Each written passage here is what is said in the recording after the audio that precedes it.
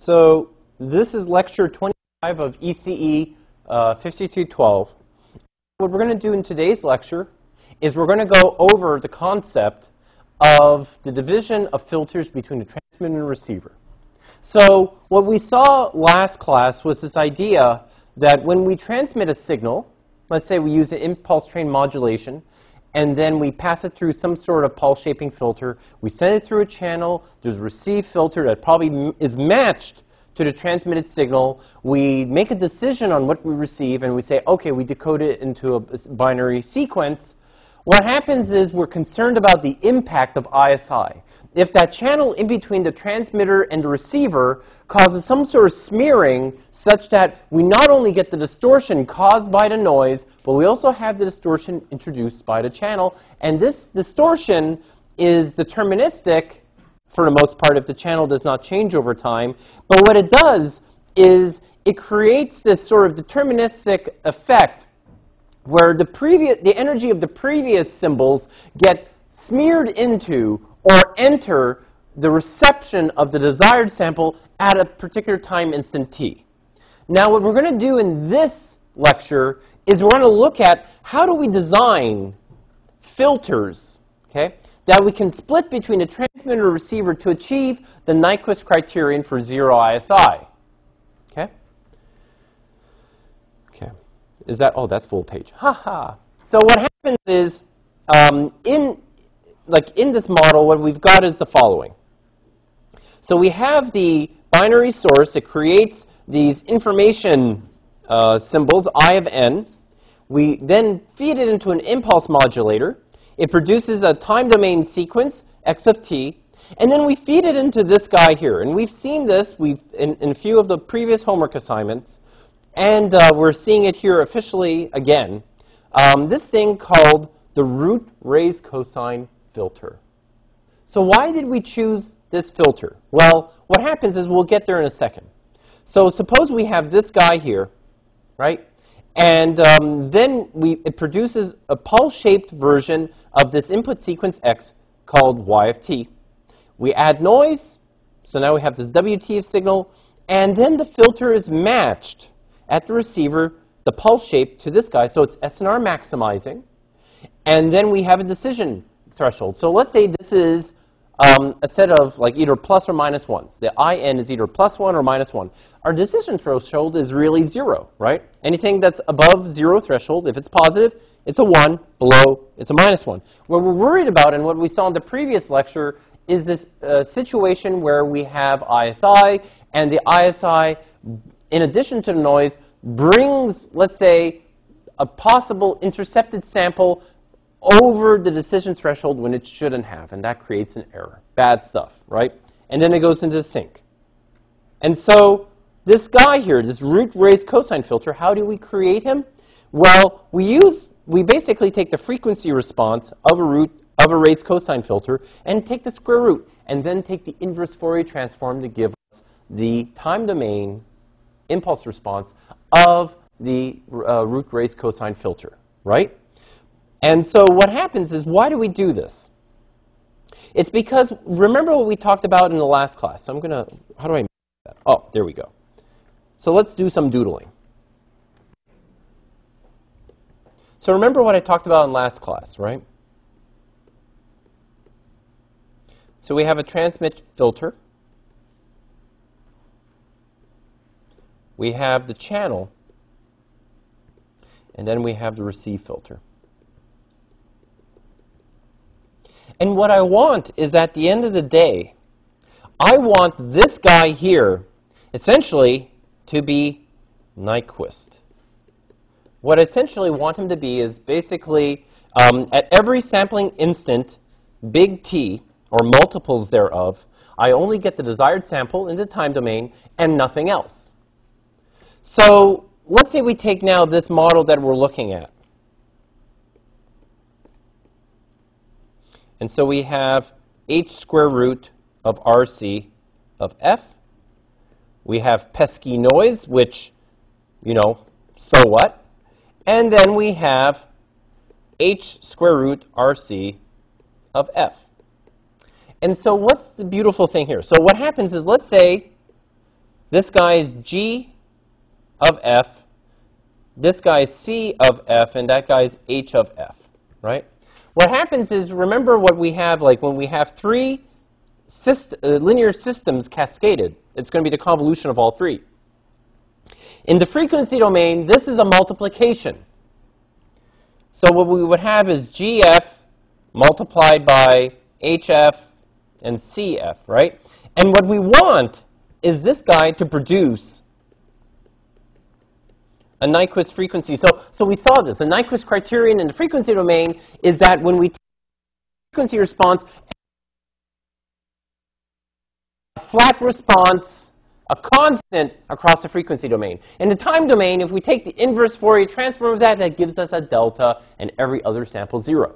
So that's the time domain criterion for 0 SI. So what we want is essentially this guy to be Nyquist, this guy to be flat. And let's say in the time domain, we convolve, we convolve, we convolve. And what this guy will do, I don't know what the heck that is. I'm learning something new every day. Okay, anyways. So what happens is this guy here should essentially be equal to a delta. Right?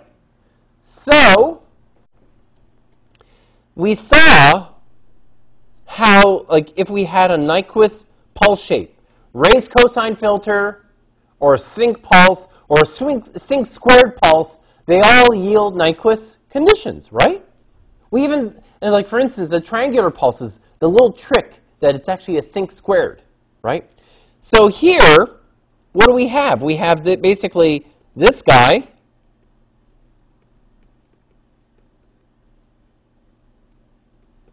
and this guy multiplied, which is equivalent to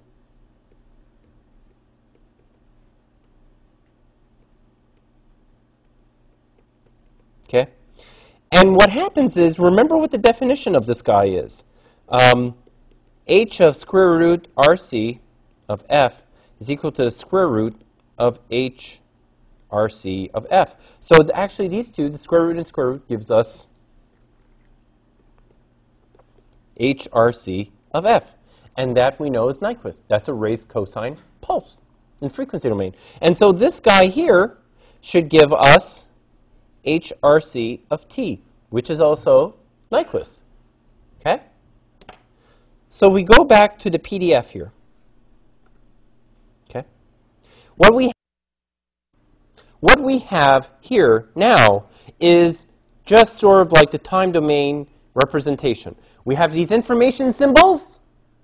We feed them into an impulse modulator. So every unit height impulse gets modulated by an IN. And so we now have this train of these guys that go through the pulse shaping filter here, the square root raised cosine pulse. They come out. We add noise. We then convolve it again with the square root raised cosine pulse here. Gives us a raised cosine pulse, not square root. And then we just make the decision, and we know that it's Nyquist. But the only thing we have, the pesky thing, is noise. We don't remove the noise. Now, the big million-dollar question, is the square root raised cosine pulse Nyquist as well? No, it's not. So if you use just a square root raised cosine pulse at the transmitter and you have nothing at the receiver, you don't have a Nyquist criterion. Check it out. Like, you know, take a filter, go into MATLAB, plug it in, use square root raised cosine. It ain't going to be Nyquist. Has to be 2 square root raised cosine pulses. So if we go back to the whiteboard, to the Batmobile, what happens is the following. So what we can do is the following. So you can either have H square root RC of T, noise,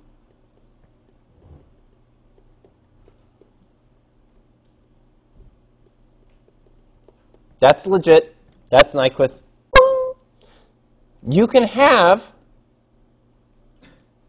also everything at the transmitter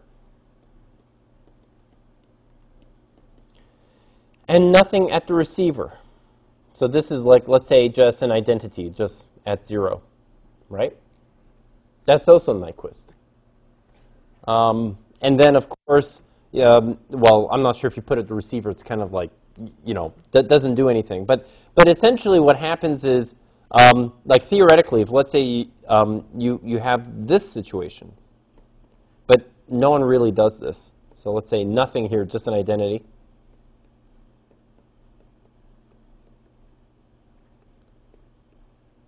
Okay, and your raised cosine. Like, what happens is all three of these are Nyquist scenarios. We often usually do this, okay? Although some people might do that, but what's nice about like this solution, the top solution, number one, is that you also begin filtering out some of the noise, right? The bad thing about the top solution is that when you filter the noise, it is no longer white. What happens to that noise? Einstein-Wiener-Khinchin theorem, right? What happens is the power spectral density of it gets shaped by a Paul shaping filter. So the guy down here, the second option, so that's option, let's use another color. 1 is nice because you filter out all the not needed noise and you just have whatever in band, but the noise is no longer white. The second option is nice because the noise remains white, but you don't filter any of it out. And then the third option, well, again, I don't see how that could be used, but essentially you filter out the noise and it's not white, so it's almost like case number 2. But the goal is that end to end, these guys are all Nyquist, right? Okay. So, oh, okay, so it's like that. Okay. So what happens is, Paul shaped in, of course, we saw something like this, right? So we have like some sort of, in this case, it's a raised cosine Paul shape, and it crosses at, these 0 crossings. So when we sample our symbol, we have the desired symbol at time instant 0, and then every symbol period t, or multiples thereof, you have those 0 crossings, and that's great. But what happens is the following. We also have, as I mentioned before, that pulse-shaped noise. So we split it up into root raised cosine at the transmitter, root raised cosine at the receiver. We now have to tolerate this sort of non-white noise at the receiver as well. So what is its variance? Again, we go back to Einstein-Wiener-Khinchin theorem, and this beautiful, oh, wow, I could do it on this too. I'm in. What ends up happening is, look at this guy. It's exactly like the LTI system and Einstein-Wiener-Khinchin theorem and power spectral densities. What happens is, if you know what the PSD of the input is, it is flat, right? And then we know what the frequency response of that guy is. We reverse engineer it, and we find out that we have flat impulse response that is multiplied by with the magnitude squared of the transfer function of the system. In this case, what will be? It's a raised cosine frequency response, right? Because the square root raised cosine magnitude squared is the raised cosine, right? And so what we get at the end is this guy here. So what it turns out, okay, now the question is, so what?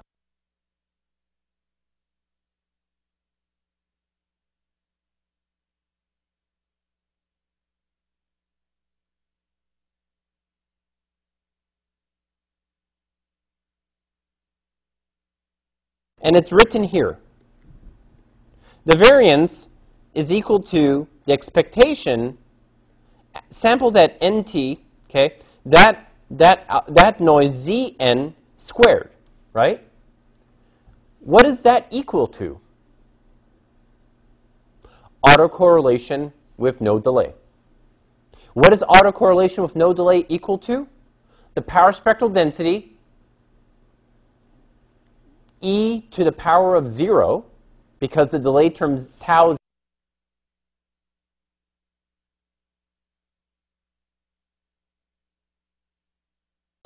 It is the power of the shaped noise. Okay? And so what that gives us, that denominator, if we solve for that, and that's what this guy is here, we can plug it into the Q function, and that should give us the answer. Right? This is for a binary signal. Ooh, now I don't know how to erase that. Clear ink. Yeah, thank you. Learning something new every day. Oh. Okay. So as a result, what we have is we have this probability of error expression.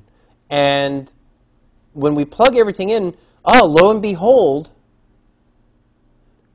so we have this guy here, which we accept, right? So this is what we transmitted, this is the transmit power, which is essentially equal to the magnitude squared of the end-to-end response. So that's magnitude squared of the of the raised cosine pulse, which will be the raised cosine pulse squared.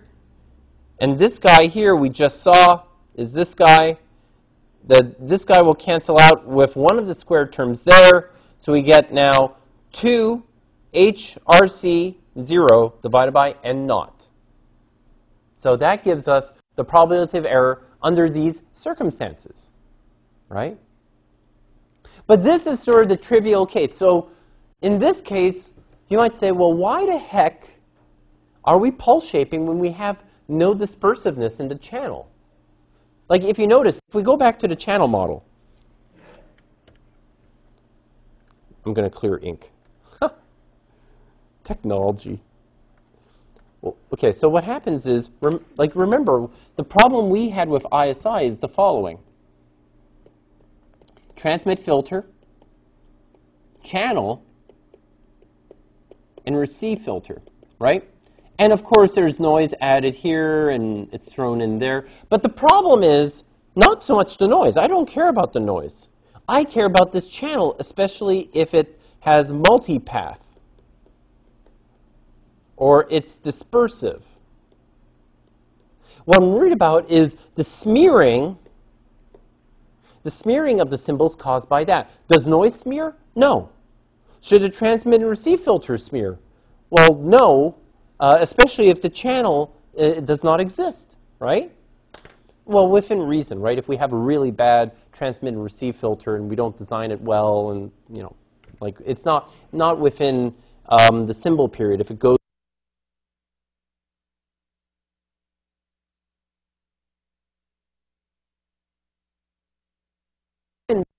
and I'm transmitting wireless signals, and I get all these multipath copies, and it's all being picked up by the receiver, what I'm worried about is the destructive combination. I get fades, and also, if it's spread out over multiple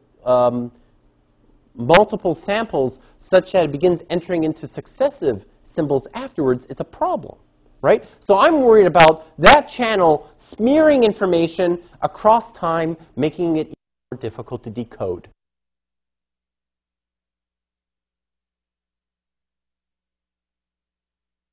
This is what I'm worried about. We have the transmit filter GT of f, that's the transfer function in frequency domain. We have GR of f, that's a transfer function of the receiver, and we have C of f, which is the frequency response of the channel. If this was an ideal channel, what should that be equal to? A constant, right? Right? Because what happens is no distortion, because what is the inverse Fourier transform of that? It's a delta. So what happens when you convolve anything with a delta located at 0? You get that something. You don't, and if you have a time-shifted delta, then it's a time-shifted version of the something that's going in. But a delta is ideal. It's the identity, right? But when I have now something non-ideal in the channel, I'm worried. So the question is, how do we design the G of t and the G of r in order to counteract C of f? And so this is the guy down here.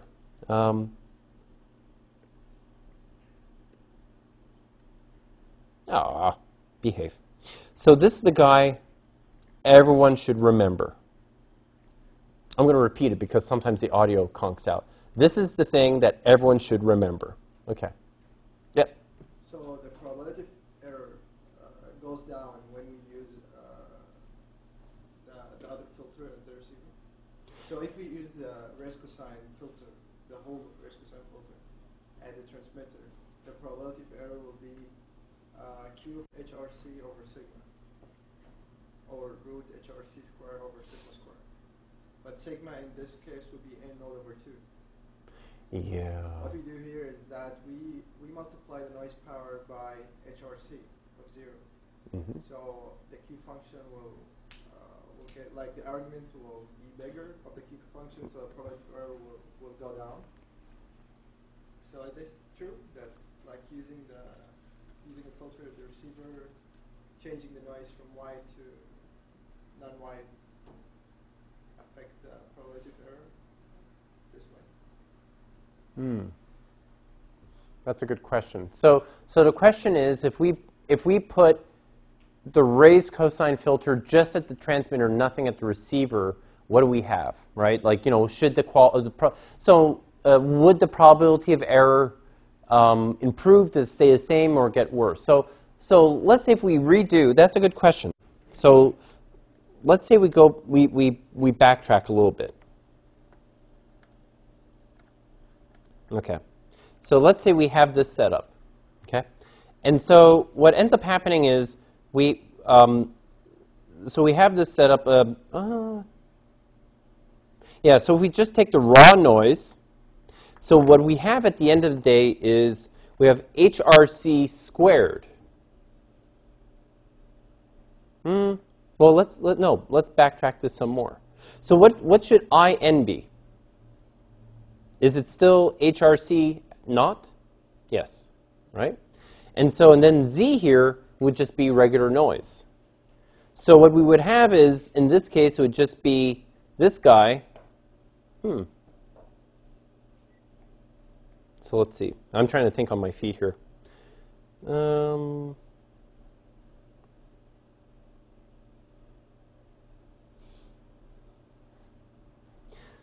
Yeah, so from first appearances, it looks like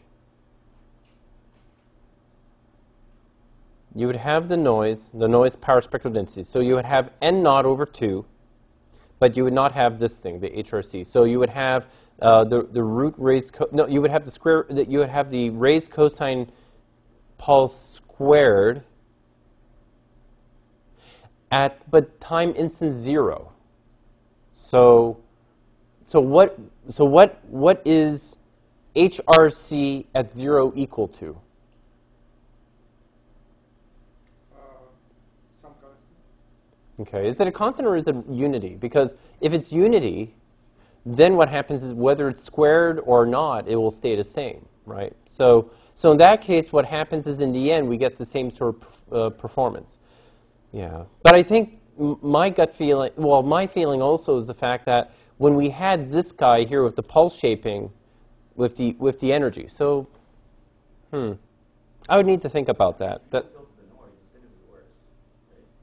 Well, no. If you filter noise, it's no longer white. Yeah. But what happens is you also avoid contributions like really far out of band. You have to filter it unless the analog filtering kicks in first before this guy kicks in. Yeah, I'll need to look at that. Good question. Good question. Okay. So in this case, what we want to do, we want the end-to-end response to be Nyquist. But we have this guy, which let's say we characterize. So we can use channel sounding techniques. So we can't change C of F, but we can change GT of F, and we can change GR of F in order to counterbalance this, right?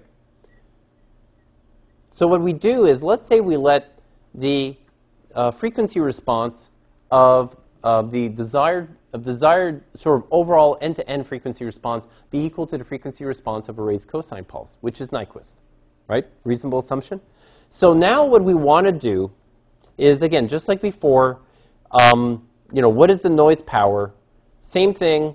It's going to be shaped by the receive filter. So it's magnitude squared of GR of F times the input PSD, which is flat. And then to get the sigma, we do the same thing. We integrate the power spectral density to get the energy. And so what it turns out is that if we do that, okay, what we know, okay, is that the probability of error is going to be equal to Q of the square root of D squared, okay, divided by sigma squared. So, well, you know, what is this D squared equal to? Because we already have sigma squared defined. So, okay, so this is where some of the rigmarole kicks in. So what we want to do, okay, is essentially we want to look at the transmission.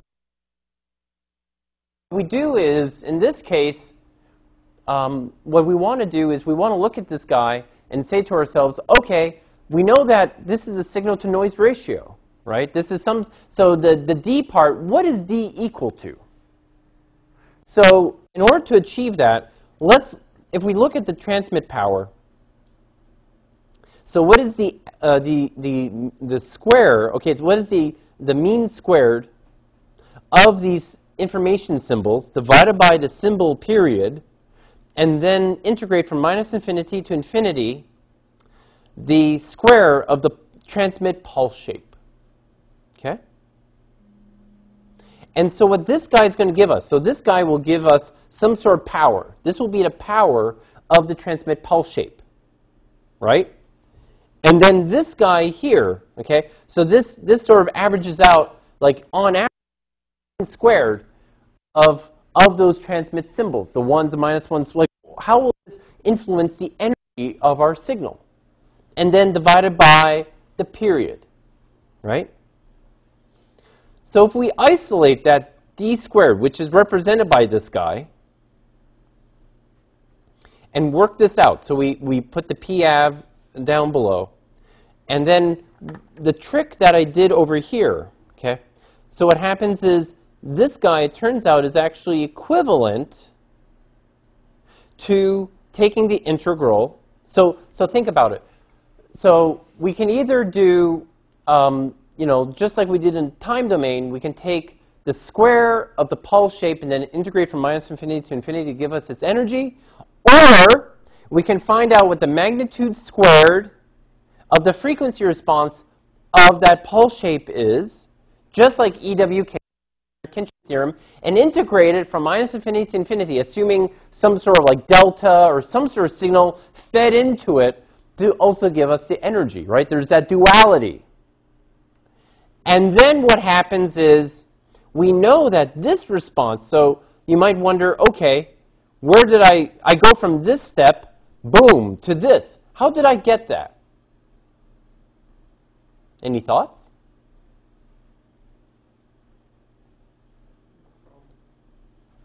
Well, let's work this out. Okay. Is T only defined from 0 to T or from minus infinity? Which one? G of T, the transmitted filter. Because we divide by T to get the average. Yeah. So, but T could also be infinity as well, right? So it could be finite or it could stretch out from minus infinity to infinity. But the 1 over T is the difference between energy and power, right? So what happens is, let's say we go back here. Oh God, no, I don't want to save it. Can you show how you go from GT of T to GF? So okay. So the question is, how do we go from the integral from minus infinity to infinity of the square of gt of t dt to the integral from minus infinity to infinity of the magnitude squared of gt of f df? And the answer is, what do they both produce? Energy. Right? So remember what we did before, signal energy of a pulse. We take the time domain pulse, square it, integrate it from minus infinity to infinity, that gives us the energy. And then we want to do that in the frequency domain. It's the same thing. It's the magnitude squared of the frequency response of that pulse, integrated from minus infinity to infinity. So there's a name for this relationship between the frequency domain and time domain for energy. Somehow Parsifal's. I think it's Parsifal's. Parsifals? Okay. But there's a relationship between time and me. Now, for this guy, where is that? Okay, here we go. So remember, so we have like the desired frequency response, and then I forgot what the end-to-end. Yeah, here we go. Minus e to the e to the minus j 2 pi f t naught. Okay. J 2 pi f t naught. And that is equal to what? Is equal to gt of f, cf, and gr of f, right? So what we want to find out is what is the end-to-end magnitude and phase response of this guy? Okay. So what would the magnitude be, or the magnitude squared of this guy be? Would be the magnitude response of this guy squared, right? It's equal to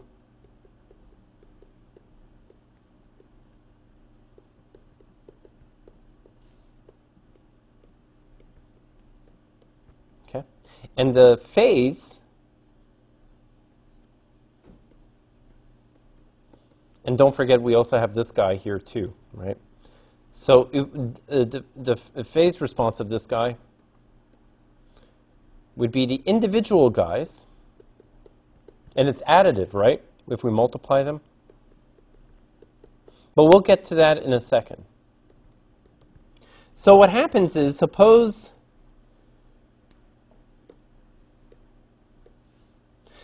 I have this guy now. So I have minus infinity to infinity. The magnitude of gt of f squared, right, df. What trick can I do? Essentially, I isolate for him. And so what I end up getting, essentially, is going to be the magnitude of this guy squared divided by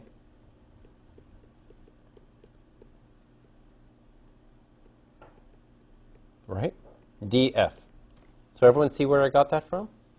And then this we'll deal with later, so the phase response. Parsifals. So what happens is we plug that in. And so now what happens is we know that the signal-to-noise ratio essentially is whatever this D guy is going to be, because this is our signal power, transmit signal power. So in order to bring it, because we have it here as 1 over D squared, we're going to do something a little bit topsy-turvy. What we're going to do is we're going to have the noise-to-signal ratio, or NSR. I know, it's like, huh? What? So what happens is if we represent it like this, all we need to do is now add a sigma, right? This guy here. And what is that guy? Right? So this sigma is the filtered noise. So the filtered noise, or by Einstein-Wiener-Khinchin theorem. So what happens is we take the magnitude squared of the transfer function of the received filter, this guy, multiplied by the PSD of the noise, this guy, integrate, in this case we have some sort of finite bandwidth, minus W to plus W, and then multiply it by this expression here. That will give us now the noise-to-signal ratio.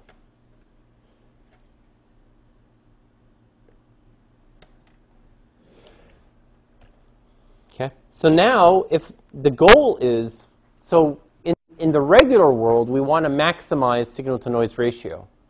In reverso, bizarro world, we want to minimize the NSR. We want to make the noise-to-signal ratio as small as possible. So to do that, things that we can change in this function is, can we change the XRC of f? No. That's the target. Can we change C of f? No. We don't have godlike capabilities and it's like, I hate this channel, and it disappears. What we can change, oh yeah, we can't change the noise either, unless I be quiet, in which case everything goes 20 dB. But what happens is, the only thing we can change is the receive filter. So if we change the receive filter, so the trick that we're going to do is we're going to bring up our good old friend Cauchy-Schwarz. And every time I think of Cauchy-Schwarz, I think of Schwartz's smoked meat, and then I get really hungry. Anyways, I had a nice, delicious pizza right before coming here. So we know that Cauchy-Schwarz has this representation for integral expressions, right? So what happens is if we have the magnitude squared of some frequency response, and we have the magnitude squared of some other frequency response, integrated from minus infinity to infinity and multiplied two together, that this should be greater than or equal to the product of the two magnitude of the frequency responses of those guys multiplied together, integrated from minus infinity to infinity, right?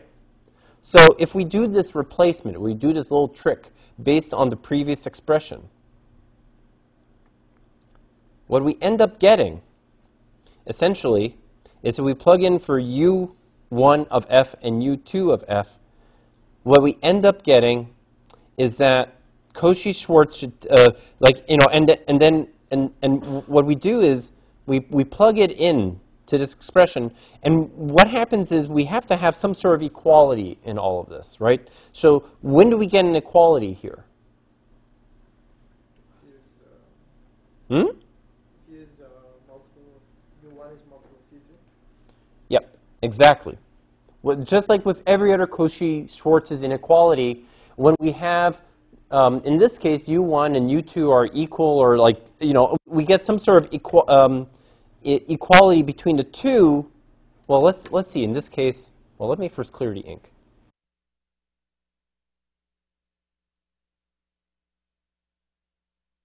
What happens is, so let's look at this. So in this case, what happens is we have a minimum value when GRF is equal to this expression here. So how do we get that? So what happens is if we have GRF and we plug this in, it makes sense, right? So Mustafa, so we plug this in. So we plug this in. What do we have? So we have this guy here. I'm getting confused by him. So that's the magnitude of Sn of f, so to the 1/2 power, right? This guy. And then we have 1/4. So he actually becomes, so when we plug in GRF here, that's the only thing that really changes. Yep. And then if we do the same at this end, so we have this target response as well, and we plug in GRF there, we get identities. So in this case, when we have u1 of f is equal to u2 of f, we get the equality, and we get the smallest possible value. So the goal is when this guy becomes an equality, in order to get that, the two are actually, u1 and u2 are equal to each other. Okay? Does everyone see that, or should we work this out? Like, let's work this out. Doesn't hurt. Well, not yet. So let's see.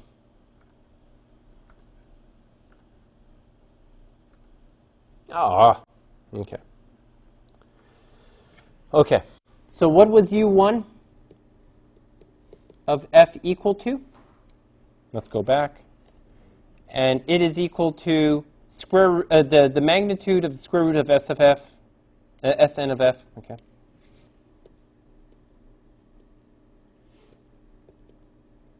Okay. Multiply by gr of f.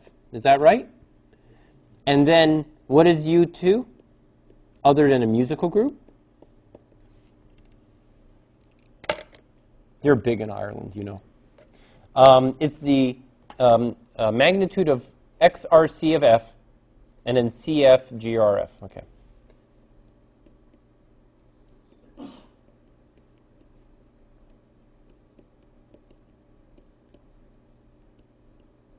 Okay. And what are we told? Gr of f 2. The magnitude is the square root of RC of f, the quarter root of Sn of f, and the square root of that guy. I think I'm not going to remember in a single blow, so that's, what is that? That's the square root? Yep. Square root. And what's the denominator? Yes. So that's 1 over 4. CF square root. And there's a k. Okay.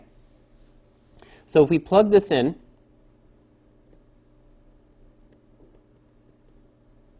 okay, and we have this guy, so k xrc of f square root, and then we have this guy, so Sn of f, like quarter root or whatever that is, and then Cf square root. Okay, and then this guy, just to do things in parallel,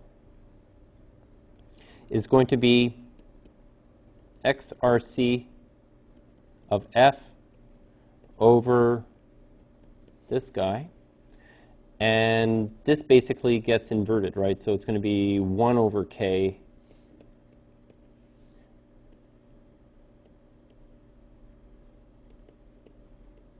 quarter half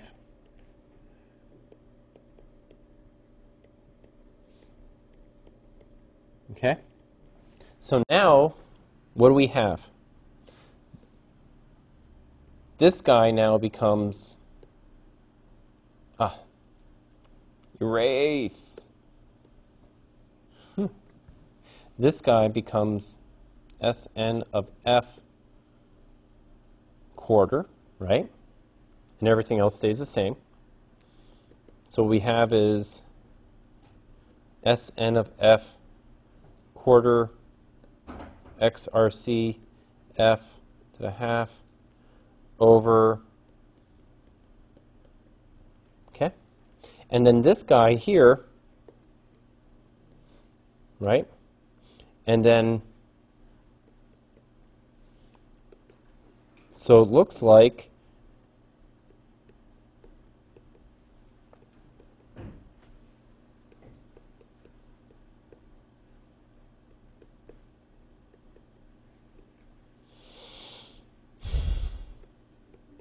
and the only thing that's hanging out that's kind of pesky is that constant term, which I don't care about. Yes, Matt? I was just going to say, I think there's an easier way where you just set U1 with the absolute value U1 with the K absolute value U2. Yeah, so I'm just working it out. But couldn't you just set them equal to begin with, but then have them plug in? So, okay, so the question is, why not equate them at the very beginning? And the answer is, I just wanted to show what gives us the smallest possible, what gives us equality in the case of the Cauchy-Schwarz inequality. And that's when U1, magnitude U1 is equal to K magnitude U2. And in order to achieve that, we have these two expressions. So to find out what the optimal GR of f is, you plug it in, and it shows that indeed they are equivalent to each other. So it's just a proof. Yeah, no, I know. I was just saying I think there's an easier way to do it than like substituting a GR. Okay. I think you can just set the original expression you had and then solve But it. the only thing is just to show that GR of f is indeed the optimal choice. Wasn't that what the equality is? Yeah. So either way. Yep. Okay. Thanks. Yep. But in the first equation there is k, but in the second equation there is 1 over k. So, but what happens is at some point, it's not quite so clear. I believe what happens is, I think in Cauchy-Schwarz's equality, it's like one's equal to the other times a constant. And I think that's what we're not considering here. So in fact, the two should be equal. We just left out the constant. But if you look at the structure overall, that's identical, That's identical. And all we have is this pesky k. And that's due, there is going to be a constant term that we have to plug in there in order to make it for sure equal to each other. Good question. Good question. Okay. Now, let's clear ink. Okay. So now that we know what the optimal is, and so it turns out that the transmit filter, okay, so what happens is if we now know what the receive filter looks like, the transmit filter, in turn, is going to have this response here. And you might say, okay, well, where did that come from? Okay.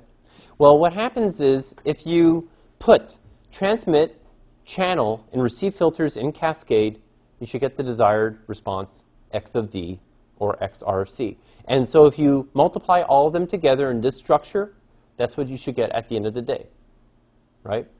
So the gt of f, when you multiply with the gr of f and c of f, what it should yield at the end of the day should be xrc, okay? And so if you plug that all back into your signal-to-noise ratio, so it's one, we just flipped it over, we get this nice, messy equation. But what's the punchline in all of this? The punchline is that you can design the transmit and receive filters in order to if you know what the channel impulse response is in between, you can design what your transmit and receive filters are based on trying to achieve an overall phase for a reason. Because what happens is we might want to compensate for a phase distortion too. It turns out that all we want is basically some sort of characteristic. We basically remember that the phase of the target Nyquist pulse is to e to the minus 2 pi j 2 pi f t naught. So ultimately, what we want is we want the phase response, the overall phase response, which is additive, to be equal to that guy. That's what we want. So if we have the case where it's just an AWGN channel, we get this kind of cute little response here. Okay? So if we have just additive white noise, Gaussian noise and a PSD of n naught over 2, everything sort of degenerates into this type of response. So now let's actually look at let's look at the case where and this is kind of a classic example, so it's going to be fun to look at. Suppose we need to find out what the optimal transmit and receive filters are, given that our channel magnitude response looks like this. Okay? And we're told what the bandwidth is, which is important, which is 4,800 hertz. And that we have a binary communication system transmitting at a rate of 4,800 bits per second. Okay? So what we want to do is, if we know what the noise, if we're told what the noise PSD is equal to, the process is how do we create our transmit and receive filters from this? And the goal is, what is the raised cosine end-to-end response? And what we have is, what is that guy there? That XRC of f? That is the frequency response of a raised cosine filter. Okay? And we can use trig identities in order to get sort of the simple expression. So that's very important. And we know, okay, that the transmit filter and receive filter, okay, these two guys, what should this be equal to? Well, okay, so first of all, we have the channel response here, and you might wonder, okay, where do we get this guy from? So this is our desired, this guy here, and I think I forgot a square. And this guy here is the inverse of the channel. We actually brought it from the other side. So this guy here is 1 over the magnitude of C of f, right? And this guy here is the target. That's the x. So what we do is if we work the, actually, no, it's not equal. You didn't forget I didn't. Sorry. I'm like wondering. So what happens is this is the actual expression for the transmit and receive. And so if we use the transmit and receive filter expressions that we saw before, we know that this guy here, that's our target, that's XRC of f. We know that this guy here, that's our magnitude of c squared. If we go back to what we have before, we can solve what our transmit and receive filters are equal to. Okay? It's a little bit convoluted, but this example that I have here is kind of the classic. A transmit and receive filter design based on some sort of non-ideal channel impulse response in between. Okay? So that, folks, is lecture 25. Okay. I just hope that this thing is actually recording and I'm not just, well,